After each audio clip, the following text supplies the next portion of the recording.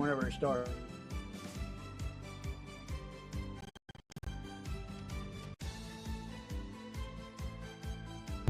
Intelligent Ramblings presents Intelligent College Football. Hosted by Bill Lofton, Gary Glenn, William Howington, and John Coleman. Welcome to Intelligent Ramblings presents Intelligent College Football. I'm Bill Lofton. I'm your host with the most. And our other hosts are Mr. John Cone and Gary Glenn. Well, we had quite the championship weekend, didn't we? Yes, we did. A lot of unexpected outcomes. The ones we thought were going to be close weren't, and the ones we thought were going to be they get run over, but they actually lost. So it was actually very challenging as far as picking them last week, and that will show later on in the show. But why don't I'll start off with up at the top there, Kennesaw State 19, Jack State 15. The Kennesaw State's in the Conference USA Championship. The Kennesaw State Owls rallied to beat regular champion Jacksonville State 19-15 in the Conference USA Championship game Friday night.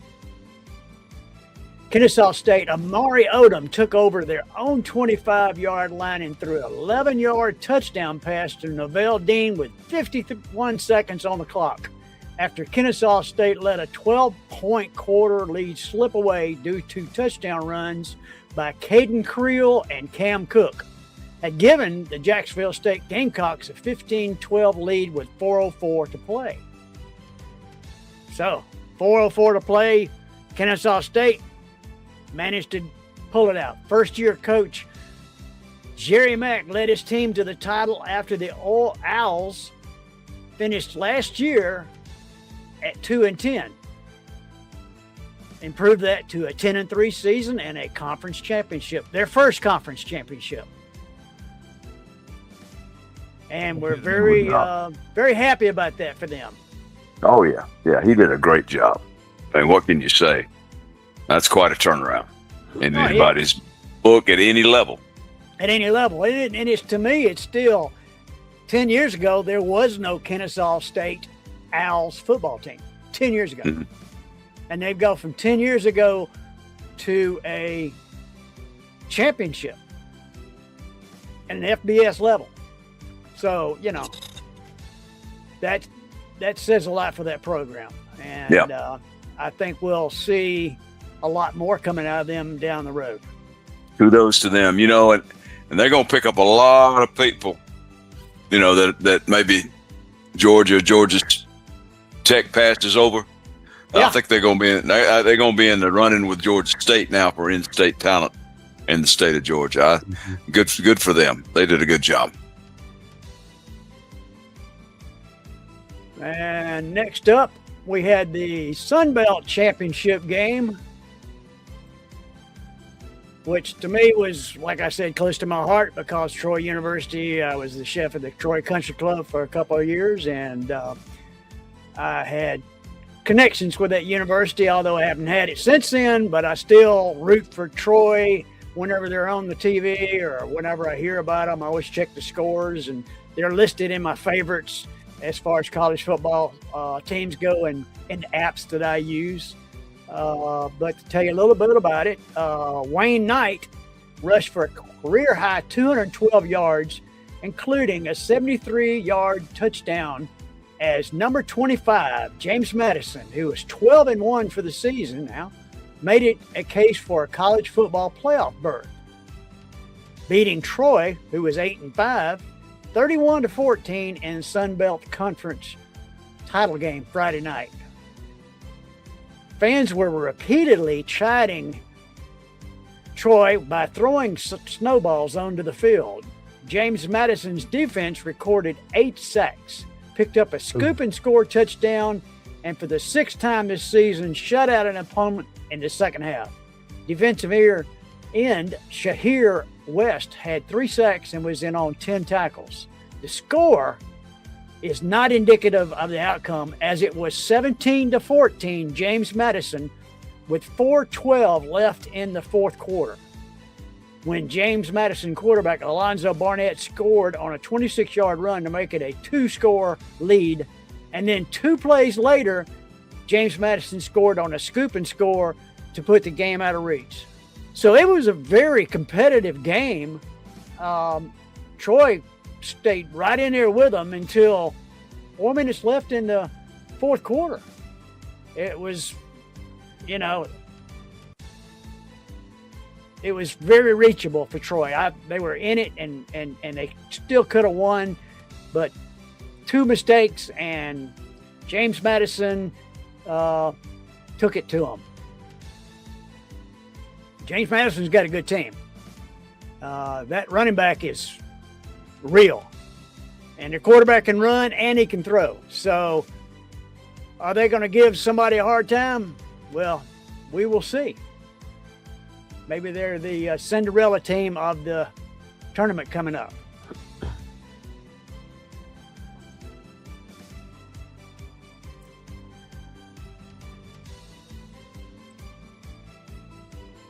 Who we got next? Tulane and North Texas? We got Tulane 34, North Texas 21. Yep, I've got some notes about that. And basically my notes are, if you don't take care of the football, bad things happen. North Texas Mean Green fumbled the ball 3 times and lost it twice. They threw 3 interceptions, 2 of them happening in back-to-back series in the first quarter. The last one came on 3rd and goal at the Tulane 6-yard. The last one came on 3rd and goal at the Tulane 6-yard line during the fourth quarter. So those cost a lot. Tulane was not as productive on offense as North Texas, but they didn't have to be. They got set up by way of fumble recoveries and interceptions. They were able to capitalize on multiple North Texas mistakes and play their way into the CFP. So Tulane 34, North Texas 21. Yeah, I would have loved to see North Texas win, but it is what it is. Gary? You can't turn it over. You can't turn it over that many times and beat somebody at a championship level. It's just I guess you can, but it's just really hard to do. Yeah, they had 100 plus yards more total offense than Tulane had, but they kept giving Tulane the ball back. Just couldn't do it. All right. Well, what about Boise State? 38, UNLV 21. Here's the deal. When the chips are down, don't pick against the Broncos on that blue rug. And I picked against them. In fact, the games that were my feature games, I was 0 for 3. But in my defense, they were all pretty close. Now, this one was 38-21. And this is the 3rd consecutive championship for Boise State. And I guess it's that blue field magic out there. It was 28-14 at the half. Maddox Madsen, the quarterback for the Broncos, was 17 for 31 with 289 yards and 3 touchdowns passing, and he ran for another one. So he's the real deal. Other than that, pretty close. 460 yards of offense to Boise State versus 409 for UNLV. For the Rebels, the Broncos are now 9-4, and the defense for them really was a key. They stepped up at key points, and they will go to the LA Bowl to face Washington now. So they have played their way into a bowl game. They earned it, and it was their time to win the Mountain West once again. As I said, they're 3rd in a row.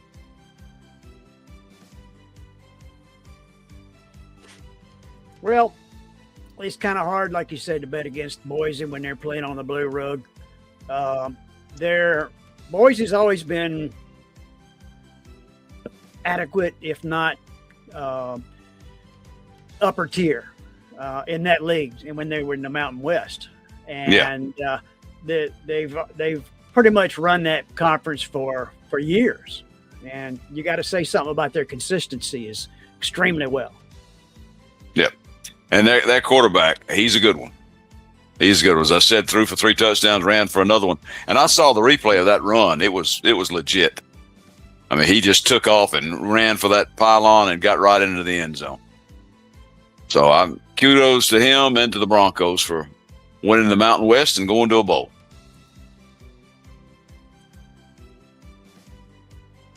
All right. Let's see. We got Texas Tech 34, BYU 7. Well, there was a lot of build-up for the Big 12 championship with 2 11-1 teams featuring number 5 Texas Tech against number 11 BYU. But the Red Raiders so far have gotten quite a return on those millions of dollars spent in the transfer portal. They have their first Big 12 conference title and are going to the college football playoff for the first time, almost certainly with a first-round bye. With a first-round bye. As Jacob Rodriguez said, their awesome linebacker, if we're going to buy a team, why not be the best? He said that after number 5 Texas Tech's 34-7 win over 11th ranked BYU in the Big 12 championship game Saturday. Rodriguez had 13 tackles, and Ben Roberts overcame an early injury scare with 2 interceptions in the second half when Tech 12-1, number 4 CFP, forced 4 turnovers while holding BYU to a season-low 200 yards. BYU couldn't get out of the way of their own feet. And when you have, like you were talking earlier, Gary, you have 4 turnovers in a championship game, you're going to get beat pretty bad. And that's what it was all about. BYU was just not playing very well, and a lot of turnovers, and Texas Tech was ready for them. I think I was not that wholly impressed with Texas Tech. I think they'll go down quick in the playoffs.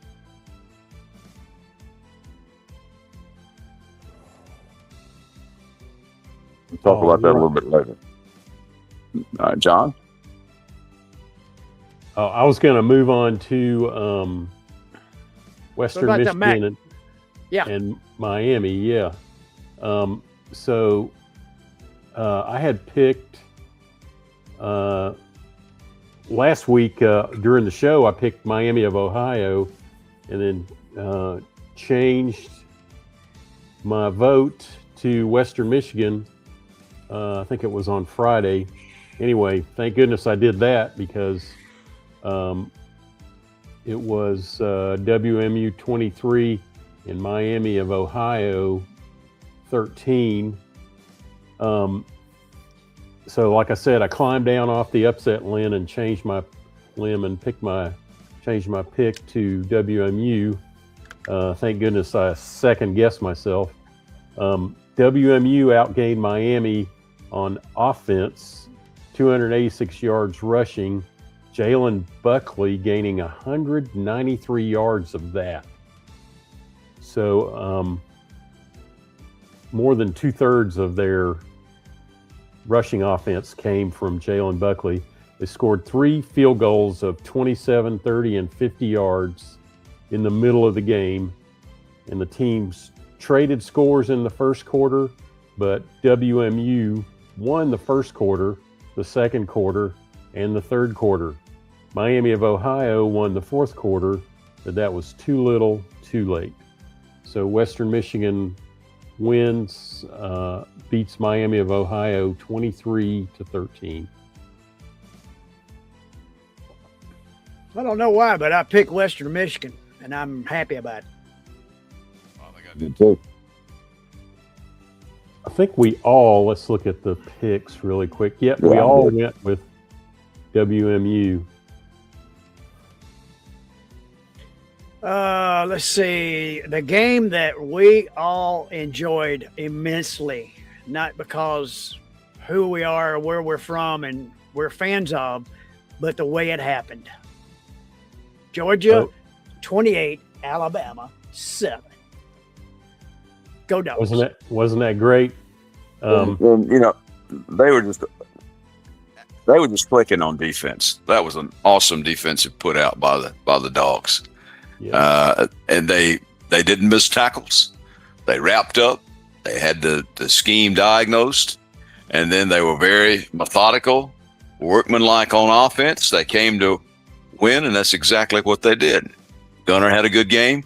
Now, he's not going to win the Heisman, but I'd love to see him invited. Just invite him to New York. I mean, tell me another player in the country that's meant any more to his team, to a potentially top-ranked team at the end of the season than Gunnar Stockton. I don't think there is one. No, I don't think there is either. I absolutely believe that Gunnar has changed the way Georgia would look. And should he be going to New York? Absolutely. Very proud to know the fact that he played at Rayburn County, and we're very happy with this season, no doubt. Well, it does you good to see some kid that's what he's wanted to do since he probably was a little boy, is play for the Georgia Bulldogs. And he's a homegrown kid, had a great career at Rayburn County, retired his jersey up there not too long ago this season, and now he's led the Dogs into an SEC championship and a first round bye and the CFP. So go Dogs and go Gunnar and go D. Well, I'll tell you what, the main difference to me was, go ahead, John. I don't want to cut into your. Oh, no, I'm sorry. Spiel. I'm just, go ahead and finish your thought while I scroll my page a little bit. Okay. The thing that to me that made the most difference in the fact that the Alabama quarterback, who is a really good quarterback, he was running for his life the whole game. He was scared to death because they were whacking him. Even when he'd throw the ball and get rid of it, he still got whacked. And to me, it's it. If you got that fear in your back of your mind, the last time we beat Alabama was the same thing happened with whatever the quarterback is. He's with Carolina now, the Panthers. Think of his name, Bryce Hunter. Yeah. A phenomenal quarterback. I mean, the dude was like as good as I've ever seen when he would sprint out and throw back across the damn field. Amazing. But the last time we beat them in the national championship, he was scared. And you could tell he was running. He was looking to see who's going to hit him, and then he'd look for his receivers. And that's what it's all about, is Georgia was attacking. And if they attack, there's nobody can stop them. I did not see one team play this weekend, and I watched a lot of football. That's what I did Friday and Saturday, all day and night, 12 hours each day. I watched football. I did not see one team that could play with us. I saw Ohio State's weakness. And we can beat Ohio. I was really worried about Ohio State. I'm not anymore. I'm guessing the only team that I'm really concerned with that I think is legitimate, that we should be kind of worried about, is Indiana. Indiana. Now we'll go on to that later, but Georgia really looked good, and I really enjoyed the fact that we beat the crap out of them. And they had -3 yards rushing. I just felt good. Yeah. Well, when they've dominated you like they have, when they've really just had your number. I mean, in 11 games, the last 11 games, Georgia's won 2. And this past Saturday was one of those. So, yeah, it felt good. I think I had an You're a emotional dog fan. high for like another 24 hours after that victory. Oh, I'm sure they did. We watched the game with some friends, and the host is an Alabama fan, and he was good-natured about it. but I know it was hard for him to watch that. Georgia beat Alabama with their most complete game of the season. On offense, they scored touchdowns in each quarter and had success running and passing. They finished the game with 156 yards passing, 141 yards rushing, for a total of 297 yards of offense. Gunnar Stockton had a QBR of 84. Damn. In contrast, Alabama was not able to score until the fourth quarter. They had 212 yards of passing and -3 yards rushing, as Bill noted a moment ago, for a total of 209 yards of offense. Ty Simpson had a QBR of 20. 2-0. And it goes back to what Bill was saying and Gary was saying about the defense. On defense, the Dogs were attacking from the first series. They stunted, blitzed, showed virtual blitzes, got upfield, harassed the QB, and covered really well. They had 4 tackles for loss and 3 sacks. Alabama didn't cross the 50-yard line until the fourth quarter. Special teams came to play. Cole Spear blocked a punt in the first quarter, leading to a touchdown. Zach Branch had a 24-yard punt return. Brett Thorson punted 7 times. 5 times the ball was downed inside the 20. Just a perfect punting night. It was a complete game. It was also the first time this season Georgia came out of the tunnel with their ears pinned back on offense and defense. You could tell the defense had something going during Bama's first series. I mean, I remember them like they pretty much stuffed Bama. They went out pretty quickly on their first series, and they had a shot of Kalen DeBoer on the sidelines looking like he had the basic "oh shit" look on his face. So on offense, it took a couple of a series to get started, but after 2 punts, it was touchdown after an interception, and a touchdown the first series after the half. The final touchdown came in answer to Alabama's only score of the game. Very satisfying victory. Go Dogs, 28-7. Complete and utter domination. That's what it was. And it was really enjoyable. I mean, all these games we've had this year through 3, at least the first half, you're sitting on the edge of your seat going, what the hell? What are we going to do? What is this? The whole game. I mean, we blocked that punt, and after that, it was relaxed. And then we got 14 in head, and it was like, wow, this is really enjoyable. And then when we got 21 ahead, it was like, done. Stick a fork in them. There's no way in hell they can score 21 points that quick. You're right, F. Cone. Gunner was on it. And yeah, I've got an evil laugh when it comes to Alabama. I really enjoyed that. Well, let's go down to the ACC championship game. That was quite the difference we were expecting.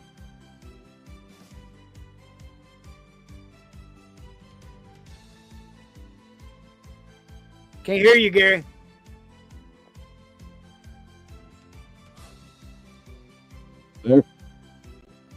There we go. Now we got you. Yep. Some kind of button got pushed. I said, go ahead and pass me the Texas Pete hot sauce. I got to have something to season all that crow I've got to eat about this game. Sorry we disrespected the Blue Devils because they absolutely came to play.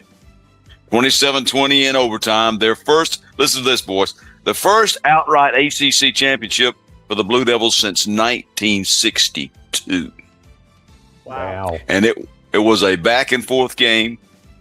Duke is now 8-5 on the season. Virginia 10-3. John, you talked about the way the Dogs scored. Duke scored in every quarter plus the overtime. But it came down to the boy. If you watch the end of the game, you saw some action. Virginia tied it at the end of the regulation. They got it on their 4 and marched 96 yards in 10 plays. Chandler Morris to Eli Wood for the touchdown there. Will Etheridge, place kicker, tied it up. And then they went to overtime. And then in overtime, it was belonging to the Blue Devils. And get this, Duke had lost 10 straight to teams that had been ranked. So this was a shocker to everybody. In the overtime, they wound up scoring on 4th and goal. Darian Mensah threw it to Jeremiah Hasley, and they scored on 4th and goal. And then Cosmo Salas kicked the PATs 27-20 at that time. And on Virginia's first play of overtime. Oh, by the way, they also Virginia made a key error there. They roughed the passer, and on the overtime, so that backed them up. They didn't assess it on the extra point or anything like that. They backed them up, and so then they had to start from close to midfield, and then in overtime on the very first play, they had to try some kind of a tricky dicky double pass, and then Luke Murgott intercepted it. Game over. Walk off with a win. Nate Shepard had 97 yards and a touchdown for the Blue Devils. And as we said, Darian Mensah had a lot of passes that he completed. And they wound up, actually, Virginia had more offense, 344 to 333 for Duke. But hey, in overtime, the Blue Devils win it. And what can you say? None of us expected that. And now after the game, of course, they were making some kind of a plea for the conference championships to get into the college football playoffs. Well, that ain't going to happen. But kudos to them for winning the ACC. Like I said, the first time since 1962. What is that, 38? Maybe 63 years. Golly. Well, I'm glad they could win in something besides basketball. Yeah. That's good. They've been good, not great, over several seasons when they have had good coaches at Duke. Yeah, Mensah's a pretty good quarterback, too. I think he was 19 of 25 with a couple of touchdowns in this game. As we said, they both had in the mid 300s in total offense. But it went right down to the closing seconds. What more do you want?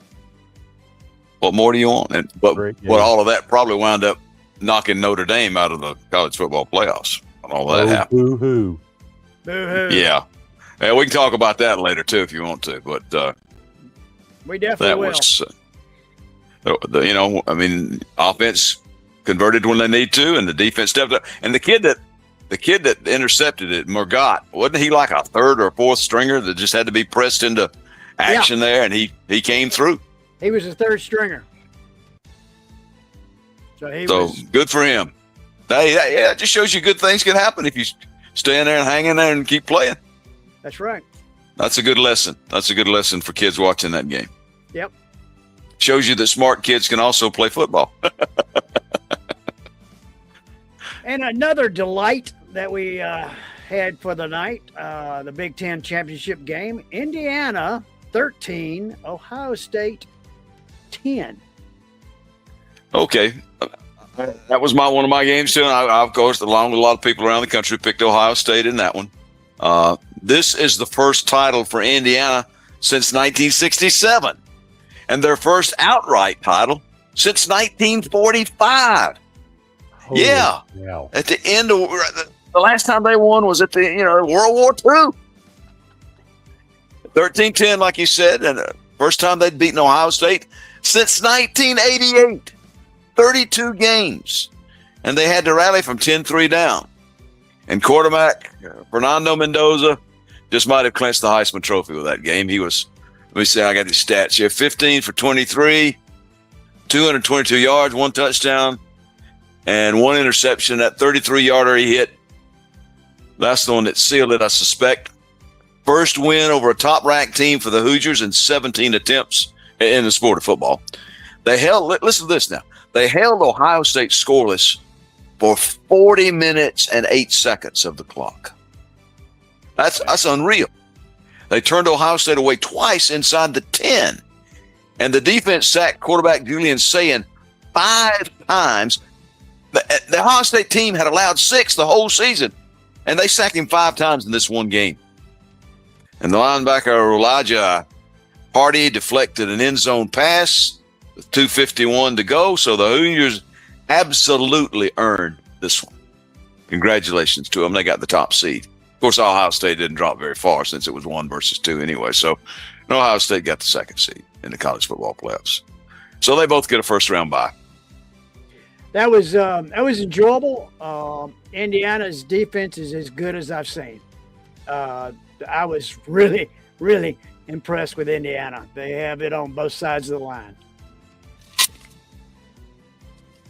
Like I said, Mendoza's probably going to win the Heisman. He's the real deal. When you got a defense who can sack a quarterback 5 times in one game that had been sacked 6 times in all the games of this season prior to that one, that's saying something right there. That's some pressure, buddy. Absolutely saying something.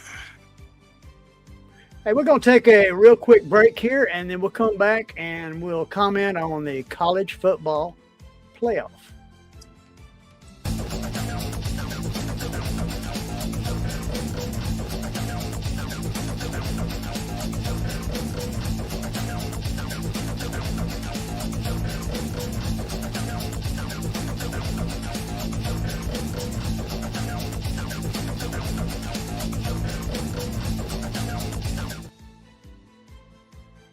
Well, there it is, folks.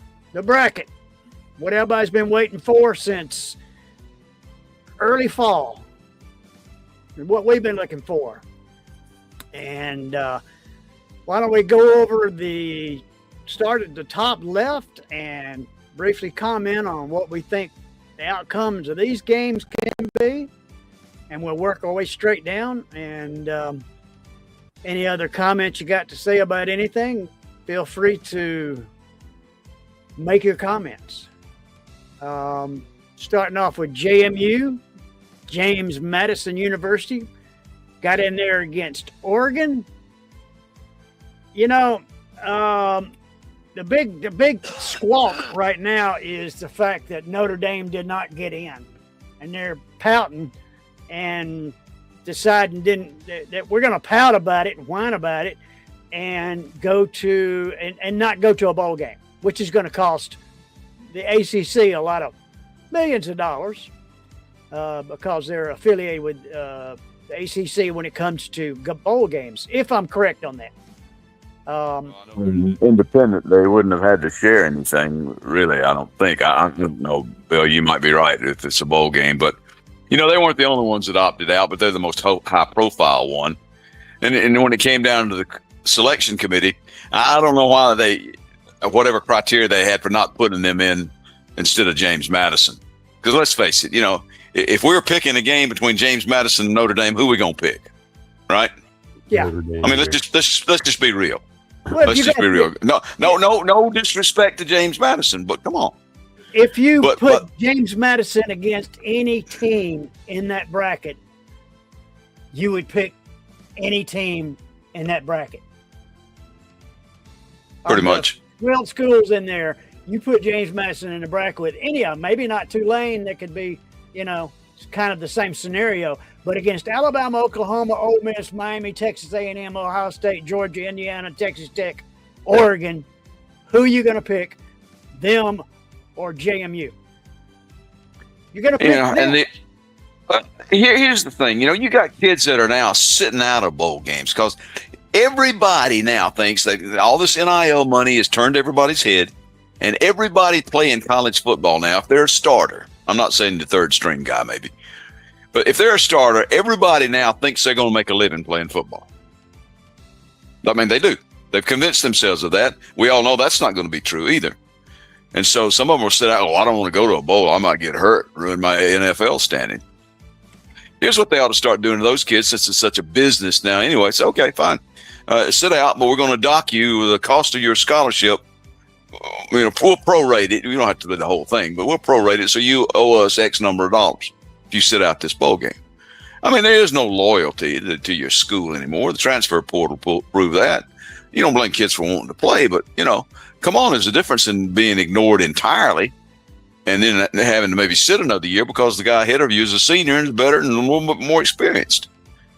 So everybody thinks they're going to play pro football now, and so now they're going to. But I think it's arrogant. I think it's arrogant for any school that's offered a chance to go play in a bowl to say, "Oh no, we're just going to turn that down."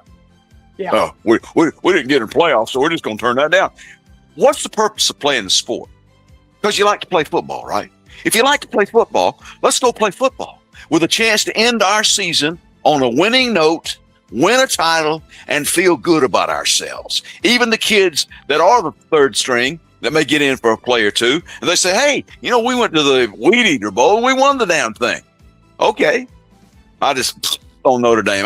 That's not the first time they pulled that trick about, we didn't get it, so we're just not going to go. Crap. What does that do to the kids? What's that doing to your kids? Absolutely agree with you, Gary. Come on. And then to your statement about a small amount get in, it's 1.6 to 2% of NCAA football players make it to the NFL. And some sources stating less than 1%. Well, but they all out of 100, they all think they're going to. They say, "Oh well, I'm going to be in that 1%." No, you're not. Most of you. By definition, 1% or 2%. Let's go 3%. That means 97% of you are not. Yeah, and not to mention the fact that most of these bowl games are for a purpose.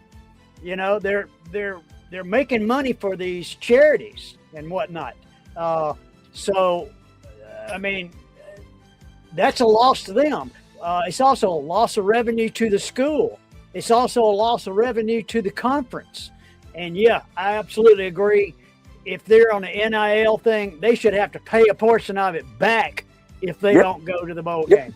Absolutely. And here's the thing, when I was covering college football on a regular basis, believe it or not, boys, I once had a vote for the Heisman. Back when I was working at WRFC, the flagship station for the Georgia Football Network, I had a vote for the Heisman. And I've been to a lot of bowl games. And you know what? They're fun. They're fun. They're fun for the kids. Hell, they're fun for the press. They were fun. It was fun for Vince Stooley. I was with Coach Stooley on some of those things. But it was fun. It's a reward. It's not just another game. And the people who put these things on, they try to make it fun for the kids. They give them things to do. And so come on. I mean, they're there to win the game, but they make it fun too. I don't get it, but I don't get a lot of things these days. So I'm just an old fart. Yes, you are. Old fart. Yes, I am. JMU Oregon, I guess we're all in agreement that we figure that that's not going to be much of a game. Alabama, Oklahoma, I love to see Oklahoma win. Tulane's going to beat the stew out of Ole Miss. I'd have to ponder on Alabama, Oklahoma for a while. Tulane, Ole Miss might be pretty good, but Ole Miss has got to be down. I mean, they did entice one of their coaches to come back, right? To at least help them, prepare for the bowl coordinator, game. Yeah, and plus three other assistant coaches came with him, just for the bowl. Well, game. that's something that might make it interesting, right there. Have they hired Didn't they hire a head coach? And then one of the coaches that was under Kiffin. I'd have to look. Have hired a coach, but his school is letting him stay through the playoffs, if that's what I recall correctly. I was going to go back to Alabama and Oklahoma for a second to say that at first glance, I want Oklahoma to win, and they're really doing everything they can to make it possible for them to win at the University of Oklahoma. They have moved their finals up and canceled classes that week. And so they just want, the kids to let their hair down and support the team. And I just want Oklahoma to win. It's going to be hard for them to beat Alabama 2-0 in the same season. But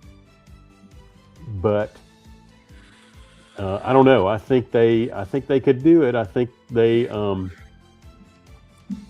Georgia learned a lot from the first Oklahoma-Alabama game about how to set up your defense to win.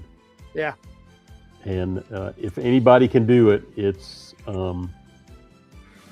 what's Venable's first name? It doesn't matter. Brent. Thank you. He can get them ready. Yeah. He gets them ready. I would love to see that. I like seeing Alabama getting beat by pretty much anybody, but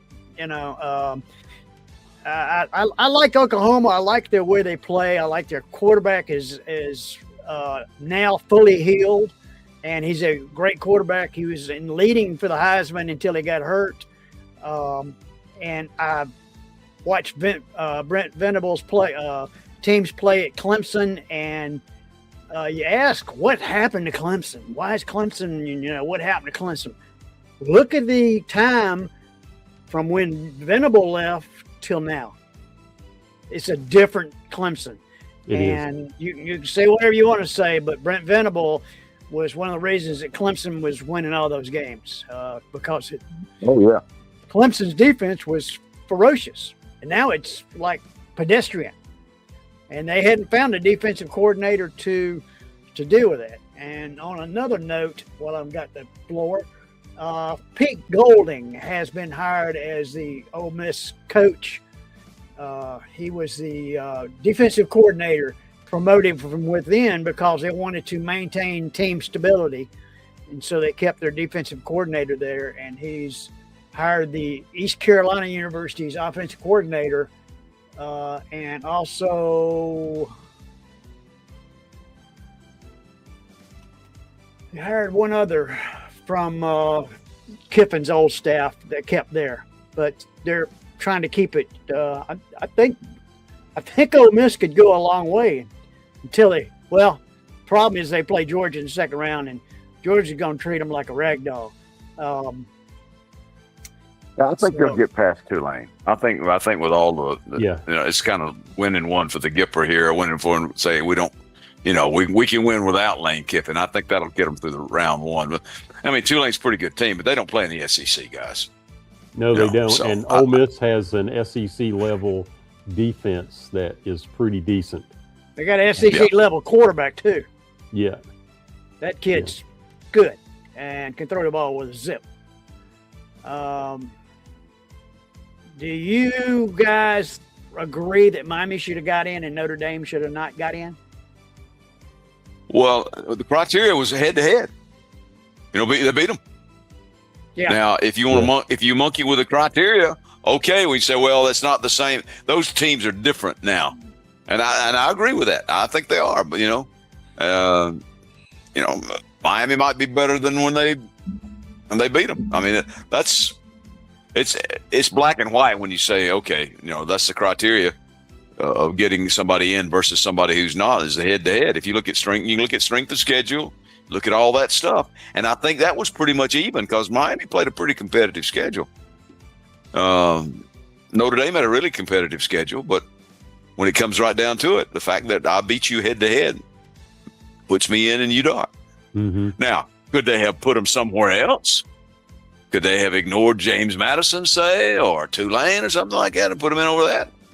Let's face it, you put Notre Dame against most of the people in that first round, and they're going to be favored, or at least a toss-up. This is the probably the biggest cluster puck. Yeah. I say with a P of any of the brackets that we've seen since BCS. or whatever it was called before this. This is the absolute worst bracket we've ever had. And it's not because of Alabama, Oklahoma, Ole Miss, Miami, Texas A&M, Ohio State, Georgia, Indiana, Texas Tech. It's because we got two teams in there that are going to get wiped out in the first round, probably. We may be eating our words next week. But No. they, Can I say Duke, Virginia? yeah. I mean, college football, the parity is crazy. So can JMU beat Oregon? Yeah, they can. Can Tulane beat Ole Miss? Yeah, they can. But Ole Miss is going to have to turn it over 4 times, and so will Oregon. I mean, it's going to have to be one of those kind of games. They just do not have the caliber of player that Oregon has or Tulane has. You know, if James Madison played an SEC schedule, they'd have gone 2-8. If they'd have played if Tulane had played an SEC schedule or Big 10 or Big 12 schedule, they would have gone 2-8. Mm-hmm. Everybody knows that. It's just they didn't stick to what they said they were going to do, and that was take 12 best teams in the country. Teams. And the 12 best these are not the 12 best teams. These are 10 of the 12 best teams. Notre Dame should have been there, and Vanderbilt should have been there. Maybe even Texas. You're going to tell me that James Madison can beat Texas? Or Vanderbilt? I don't think anybody thinks that. I don't think James Madison could beat Vandy. I don't think Tulane could beat Vandy. Not the way Vanderbilt was playing there this season. Mm-hmm. Yeah, I think Vanderbilt, Texas, and who else did I say? Got Notre Dame, Vanderbilt, and Texas got screwed. All 3 of them should have been in this.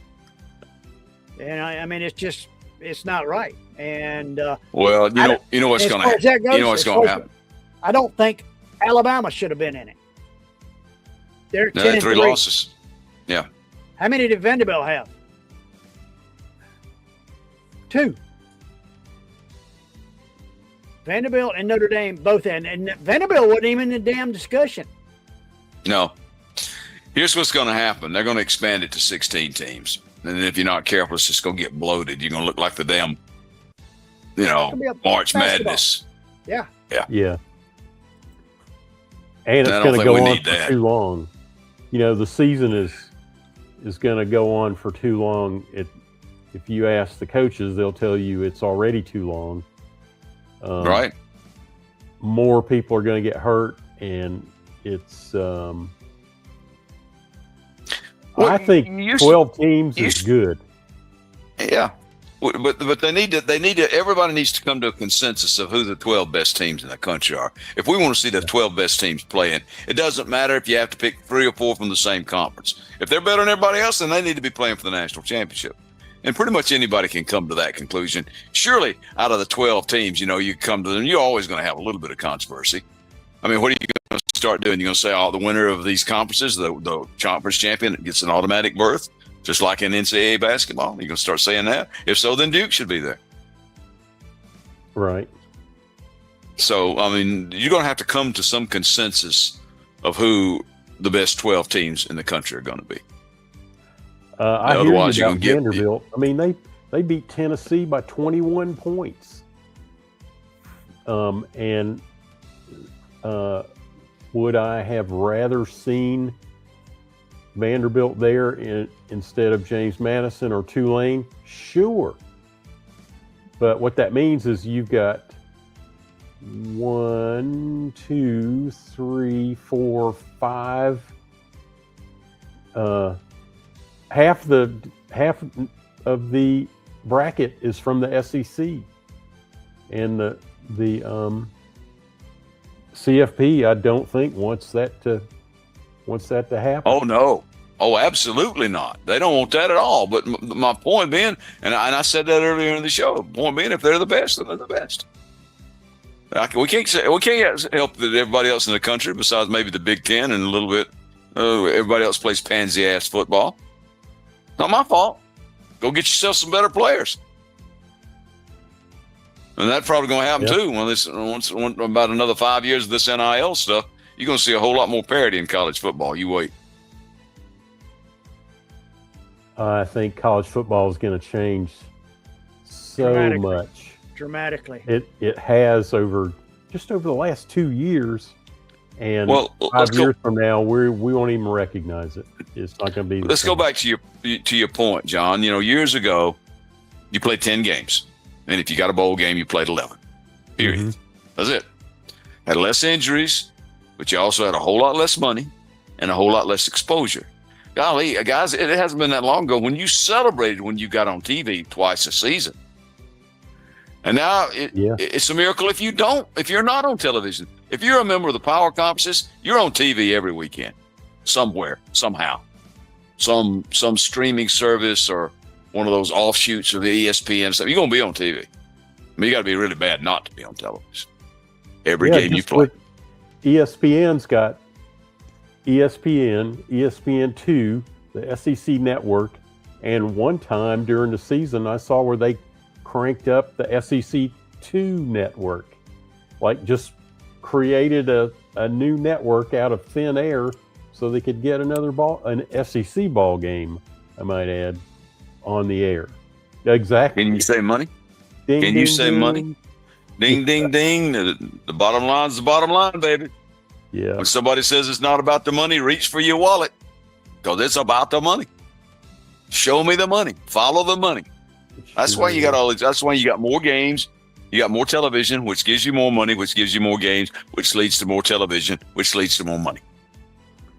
What makes you say that about 16 teams in the bracket, Gary, from 12? Well, it lends itself. It lends itself to an easier pairing, John. When you got the groups of 4, when you get down to the final 16, to the quarterfinals, then the semifinals, then the finals, it lends itself to that. You probably wouldn't have any buys. Everybody have to play. Yeah. Well, the good thing about it is on the bowl games is the fact there's a shit ton of them as the years. So we got a lot of football left. Yeah, There we got are a lot some of football to talk interesting about. bowl games out I've there. looked through it and I've looked at the games and I'm actually looking at them right now. And Gary mentioned the Weed Eater Bowl. It's a real bowl. There's a Weed yeah. Eater Bowl. There's a Weed Eater Bowl, the Las Vegas Bowl, and all kinds of bowls. Yeah, Bad there's a lot of boy. football. See, and my Bad point Boy is, Mowers. great, go for it. My kids mean, get a chance to go to a bowl, The Pop play for a Tarts Bowl, championship. Georgia Tech and BYU. That sounds like a really good game. I could really. Yeah. That's Yeah. 27th of December. 27th of December. It's Saturday. There's the Go Bowling Bowl, Bad Boy Mowers Bowl. That's Penn State and Clemson. The Wasabi Fenway Bowl, the Pop Tarts Bowl, Snoop Dogg Arizona Bowl. Snoop Dogg's got his own bowl now. Really?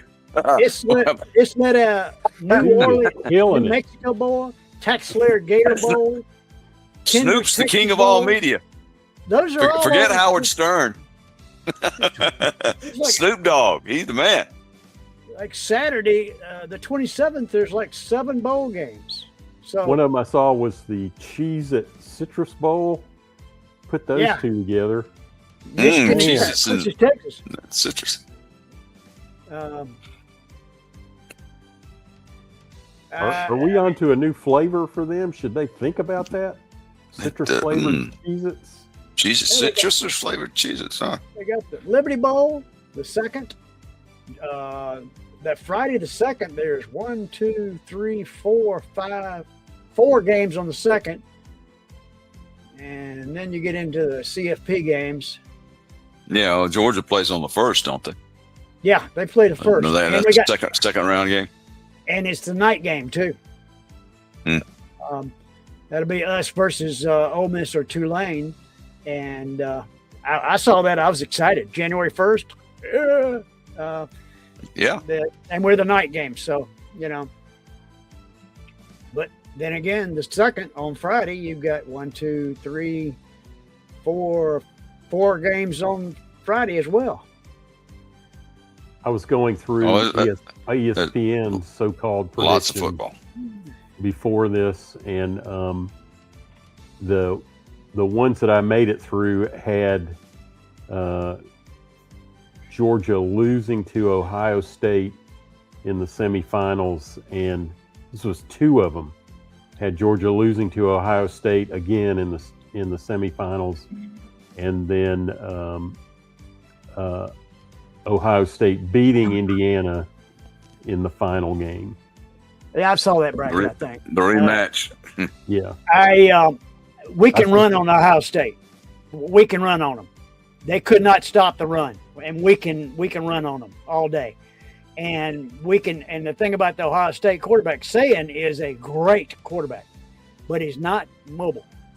He's pretty slow, and that's bad news for him because we'll be getting him. So we can beat Ohio State. They got the best defensive back on the planet in their backfield. We know that. He came from Alabama, and they've got a good defense, but they can't handle a running quarterback, and we got one. So I ain't worried about Ohio State like I was. Now Indiana, on the other hand, dude, they're serious. They got a really good defense. I mean, really good. Defensive backs, linebackers, defensive line. They were chasing that quarterback the whole game, and he's running for his life. And as I'm sure Georgia would do the same thing at Ohio State. But that quarterback... Look at that video. That quarterback was making some really great throws at really great times, and they just couldn't catch him. He's very movable, very agile. Like I said, he's the Heisman favorite, and he was the one that engineered that last second win earlier in the season. Remember that guy made the great catch in the end zone. So the Hoosiers are for real. Yeah, and it's not just a fluke. They'll beat you. They beat Ohio State. I'm extremely happy that the Hoosiers are on the other end of the bracket from us. Yeah. I fully think that Indiana will go right through the other side because I don't see anybody on the top side of the bracket that can play with them. I know they'll beat Stu out of Alabama. Oklahoma can't. I don't think they've got enough of an offense to stay with Indiana's defense. I don't think Oregon is. I think they're good, but I don't think they're great. Texas Tech, I saw a weakness in them that can be. What's the word I'm looking for, guys? Exploited. Exploited. Like I said, I watched all these games this past weekend, and the only team that I saw that I went, damn, glad we don't have to play them to the end, is Indiana. They got everything. And it may be a 1-year blip or a 2-year blip where they've got this team twice. We can beat the Poison Nuts. Go Dogs. Poison Nuts. I like that. Buckeyes. Buckeyes, the Poison Nuts. I like it. My cousin is a huge Ohio State fan, and I'm definitely going to be sending some memes to her very soon. But anyway, guys, we're coming up on our hour. All right. Go ahead, Gary. Say what you got to say. I was just going to say, we got the high school semifinals were last weekend, with the exception of Gainesville, who has to play Rome tomorrow night in Rome. That'll be interesting. See how that shakes out. And of course, our homestanding Dragons have punched their ticket to the finals in the Mercedes-Benz. I went and watched them the other night against a previously unbeaten team, West Lawrence. And boy, you talk about a defense now. Jefferson's got a defense. Their offense had an off night, but their defense was solid. They didn't miss tackles. They had one blip on the screen where they ran for a touchdown on a long run. But other than that, that was it. Their defense was solid. So go Dragons. And we'll see how all of that shakes out. And then Go Dragons. Think they can stay with Sandy Creek? Sandy Creek's awfully good. We'll wait and see how that one shakes out. Can they stay with them? Yeah, can they? Yeah, sure. Since to win it all, you 2009. got to have a little. You got to have a little bit of luck. They've won the state championship 4 times since 2009 or 10 or something like that. So they're not one and dones. Oh yeah. They've been there every Yeah. year, every year. Yeah. That one's coming up next Wednesday. That'll be a Wednesday game. It'll be televised, so we'll get to see it. I've got a wrestling tournament I got to get my kids ready for, so I probably will not go to the game in person, but I'll try to see as much of it as I can on TV. I'll see if I can watch it. I'm gonna be out of town. All right. Well, our hour's about up, so we're gonna jump off here, and I hope everybody enjoyed the show. We are Intelligent Ramblings, Intelligent College Football, and we appreciate you being here. You can follow us. Go to our website at intelligentramblings.com, and you can see everything about our show and all our picks and all our results. Do we get to last week right quick? Or we need to take a break and come back and do that. All right, let's take a real quick break, and then we'll come back and do the last week's results. Intelligent Ramblings is brought to you in part by Pat Williamson, a proud Dragon alumnus and a strong supporter of Jefferson athletics and academics.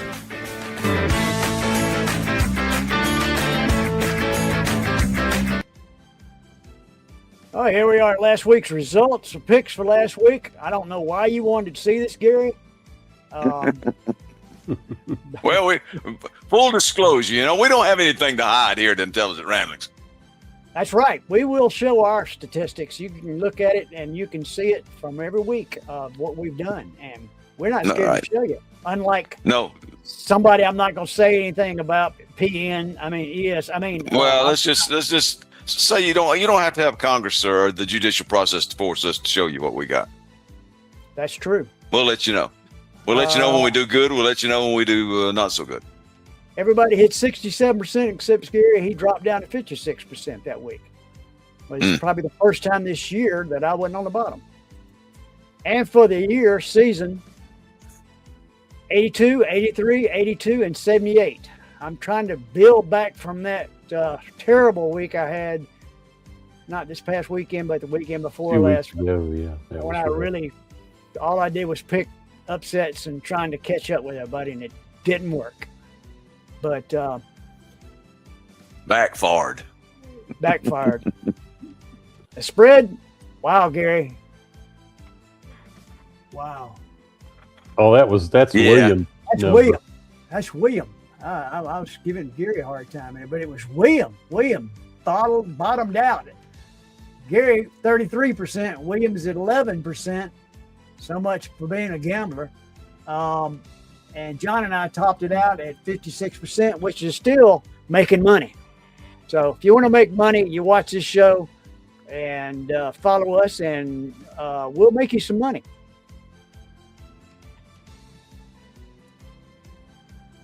And for the year, 57% for Gary, 61% for William. That dropped him down with the rest of the mortals. John, 57%, and me dragging the bottom again at 53%. But 53% covering the spread for the season, I made money. Yeah, you did. We all did. If we were gambling people. If you hit 50% above 50%, you're making money. So we made some money. But that's it on the stats. So we will bid you our adieu, and we will see you again back here next week on Intelligent Ramblings presents Intelligent College Football. Hope everybody enjoyed it. So long. Farewell. Auf Wiedersehen. Goodbye. Sounds good. Thanks to everybody that watches, that gives us a view later in the week too. Thanks for being there. Yeah. Post something on the website if you watch it. If you watch it later, see what you say. You say y'all are dead on, or y'all are full of crap. Either way, we can handle it. Either way, we can handle it. We're big boys. That's true. I Have a won't even good call week. you stupid. Bye. I might. You indeed. Oh me.